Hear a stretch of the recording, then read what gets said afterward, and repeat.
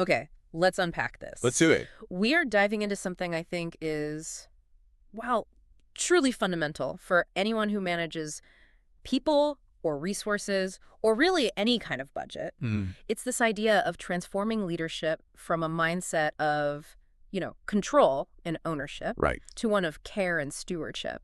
And this is such a powerful transition because we aren't just dealing with abstract philosophy here. Not at all.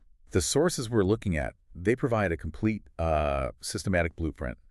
We're moving straight from these critical self-awareness questions to strategic planning documents, and I think this is critical, frameworks for your actual daily to-do list. It's all about measurable application. Exactly. So our mission here is to really pull out the most insightful questions and the most, immediately actionable exercises from all this material. Right. We want to give you the tools, not just the inspiration, to start integrating stewardship into your daily decision-making, like right now. This is really the shortcut to becoming the kind of leader who multiplies value rather than just, managing decline. Couldn't have said it better. So where do we start? Well, the initial step, and this really runs through all of this material, is that it demands a high level of personal honesty. Mm-hmm. You have to question the very foundation of how you currently operate. And the most provocative question they pose is this. What if your current definition of leadership is actually the main thing limiting your team's potential? That's a big one. It is. How would redefining your role as pure stewardship fundamentally change, say, the next 3 decisions you have to make? That's the core challenge. And you have to think about the difference between ownership and stewardship, because that's really the fault line here. Explain that a bit. Well, when you own something, a project, a team, a resource, the natural human inclination is often to hoard it. Right, to protect it. Exactly. You see a finite pie, you try to protect your slice. And that leads to micromanagement, approval bottlenecks, a real short-term focus. All driven by immediate cost control, usually. Yes. But when you switch to stewardship, you start to realize you're managing an asset that doesn't fully belong to you. You've been entrusted with it. You've been entrusted with it for a limited time. And your primary duty shifts from hoarding and controlling to cultivating and multiplying its value for the future. This helps leaders reflect on past challenges, right? I know they ask you to pinpoint a specific moment when you tried to own rather than steward a project. Yeah, and what was the outcome? Usually it's stagnation, or the resource just gets consumed without generating any long-term sustainable value. It connects directly to this idea of a control versus care continuum. Mm-hmm. The resources ask you to look at your leadership style and identify which of your actions rely mainly on control. Heavy-handed approval processes, constant status updates. Things that make you feel in charge? Exactly. Versus those actions that rely on genuine care-like empowerment, development, and giving autonomy. And shifting that balance is what unlocks growth, but it requires giving up some perceived power. And that shift is so crucial when we talk about accountability. Oh, absolutely.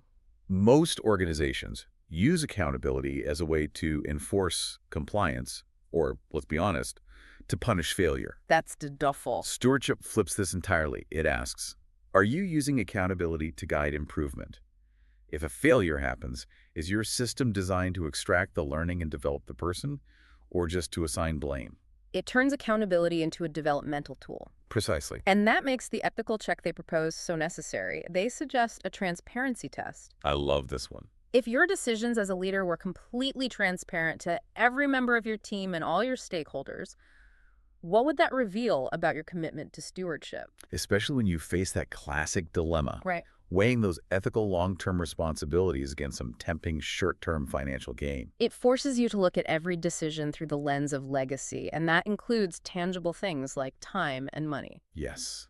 The immediate check they suggest for that is so profound. Are your time and resources being used strategically to, multiply impact? Or are they just being consumed by urgent but low-value tasks that just make you feel busy? A true steward guards the organization's time and money as if it's the most precious thing they've been entrusted with. They demand a high return on every single investment. It's one thing to philosophize about this stuff, but these resources, they demand action. Right, and that starts with the structured self-assessment. They move us from those big questions into some really profound reflective audits. And that's the critical pivot. The goal is to internalize these principles, and that requires specific, measurable action steps, not just, good intentions. So one of the first exercises is a leadership inventory reflection, and the action step here is powerful because it's so immediate. Identify 3 areas where you currently act like an owner, Like refusing to let go of a key budget. or insisting on reviewing every single email before it goes out. Then you choose just one of those areas. Step And you implement a small, measurable change this week that clearly demonstrates stewardship. That makes the principle tangible, doesn't it? If you're the one who owns the budget, the stewardship change might be giving your direct report, say, full discretionary spending up to a certain level. But paired with a mandatory learning reflection once a month. Exactly. And this leads right into the accountability audit. You mentioned we often default to monitoring, and this audit really drills down. Are your current practices truly designed to grow your team or just to monitor them? And the concrete action here is to introduce one new metric or a feedback loop or a KPI this week that actually fosters growth and transparency. So instead of just measuring project deadlines met. Right. You might introduce a metric that tracks the percentage of cross-functional learning initiatives completed, or the successful transfer of knowledge from an expert to a novice. You're measuring cultivation, not just completion. And stewardship of time is, well, it's maybe the most overlooked resource. The time stewardship assessment requires you to track your time for 1 full week. And to be brutal about it. Yes, to brutally categorize your activities into high impact versus low value. Most leaders, when they do this, find they spend something like 60% of their time on tasks that only they think they should be doing. Which are actually low value. Completely. Yeah. The immediate action step suggested is tough, but it's so necessary. You implement time blocking for at least one critical high-impact activity every day. Your deep work. That's your strategic thinking. And then you delegate or just eliminate one low-value task you're currently doing out of habit. It's the difference between doing things right and doing the right things. Absolutely. And that ties directly into the stewardship metrics review. You have to question the motivation behind all of your current metrics. Are they genuinely motivating growth and innovation, or are they just enforcing rigid compliance? That's where the rubber meets the road. It really is. I mean, if I'm a traditional CEO, I might look at a comprehensive stewardship dashboard that focuses on transparency and learning and ask, okay, but how does this translate into immediate shareholder value? That's a fair challenge. So why should I prioritize this dashboard over my standard ROI tracking? The material suggests framing it not as a replacement for ROI, but as the engine for sustained ROI. I see. If you can show that transparency stewardship of information decreases costly errors and increases team engagement stewardship of people, which in turn lowers turnover and boosts innovation, You've made the business case. you've made the business case. It's about recognizing that systems focused on compliance, they eventually plateau. But systems focused on continuous learning can multiply value indefinitely. Here's where it gets really interesting, Mhm. because now we're taking these audited principles and we're forcing them out of the journal and into the real world through strategic testing and long-term planning. And the core lesson in this section is that knowledge is useless without application, and application is useless without reflection. Right. They emphasize immediate, kind of messy application, followed by rigorous refinement. So take a common challenge, like high team turnover. You could apply a stewardship principle, say, human-centered leadership, by instituting weekly 15-minute unscripted listening sessions with key team members. But the key isn't just running the session, it's the refinement step. Okay. The sources demand you ask. How did that conversation make the team member feel? Did I actually learn something new? And how will I adjust my leadership approach next time based on that feedback? So it requires constant iteration based on your impact on others. Yes, and this adaptive approach is absolutely crucial for what they call future-proofing leadership. Right, for anyone who needs to stay ahead. Let's say there's an emerging trend like automation or AI fundamentally changing your industry. This is where the ownership mindset just falls short. The owner sees automation and immediately plans how to cut the maximum amount of human cost. They prioritize short-term savings. Every time. But the steward sees automation and immediately thinks about human capital. How do we invest in reskilling our valuable staff to manage the new systems or interpret the data or focus on high-value, human-centric tasks that the AI can't touch? It's about maintaining accountability and engagement while you're planning for that transformation. Exactly. Ensuring the team is carried through the change, not discarded by it. That proactive ethical approach is really solidified in their 90-day application plan. This is where you create actual structure for your commitment. Yeah. You choose 3 core stewardship ideas, maybe accountability, people stewardship, and ethical decision-making. And build a clear roadmap for implementing them. But the genius of the plan is the mandated check-in. The 30-day intervals. Right. You have to evaluate results and modify your actions every 30 days. If something isn't working, you don't wait for the full 90 to declare it a failure. You adjust immediately. This turns leadership development from a static thing into a dynamic living laboratory. And to improve preparedness for, the inevitable crises, they recommend scenario testing, a what-if analysis. Right. You identify a potential challenge, a sudden staffing shortage, or supply chain disruption. And you apply your stewardship principles to develop the response strategy before it happens. It's about testing your principles under duress.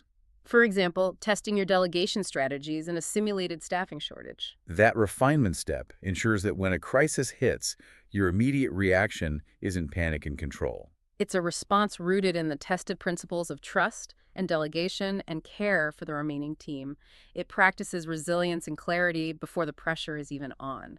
So we've talked strategy, but even the structure of your daily routine can be transformed by these principles, specifically around cognitive load management. Right. If you're mentally overloaded, you can't be a strategic steward. Impossible. And they start simply with the brain dump and clarification exercise. It's straight out of the most effective productivity methods. You just capture every open task, commitment, every worrying thought that's occupying your mind, and you externalize it. Get it out of your head and onto a page. And the trick is the categorization.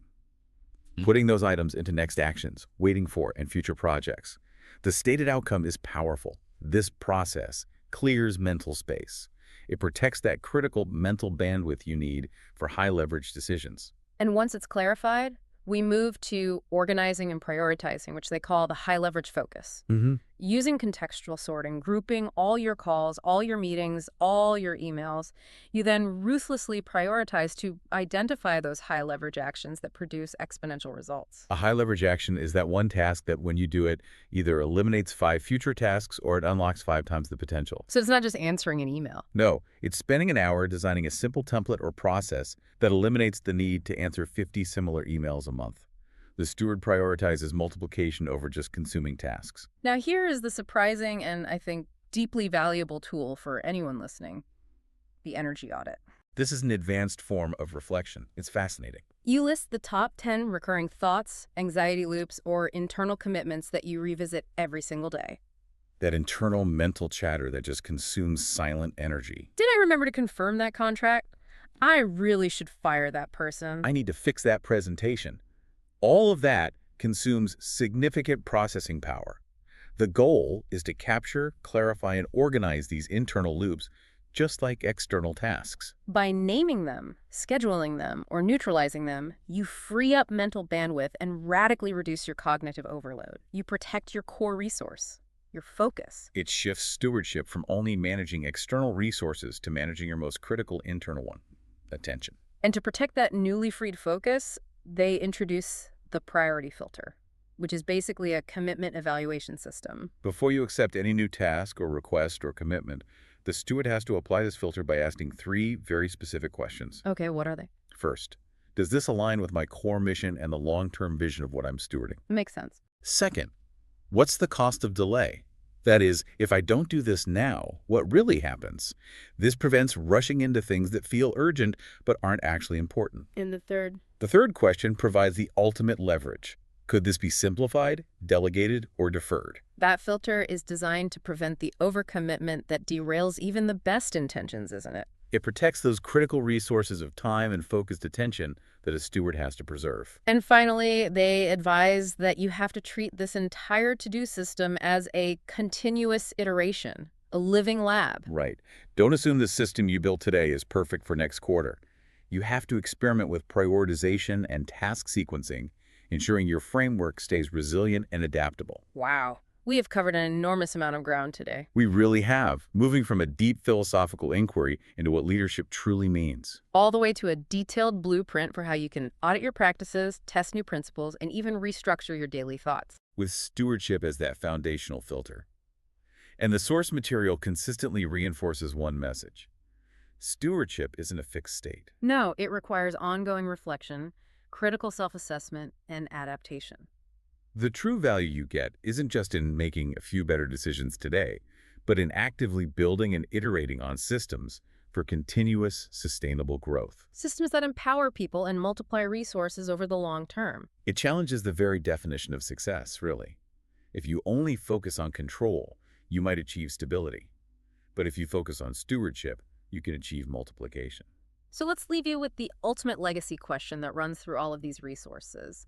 How will the legacy you leave be defined? Not by what you sought to control and restrict. But by what you consciously empowered and multiplied. We encourage you to pick just one high-leverage action step from our discussion today. Maybe it's implementing that energy audit to free up your mental space. Or perhaps it's introducing one new KPI focused on growth and learning, not compliance, in your next team meeting. What bold, tangible step could you take this week to apply stewardship principles in your work or your life?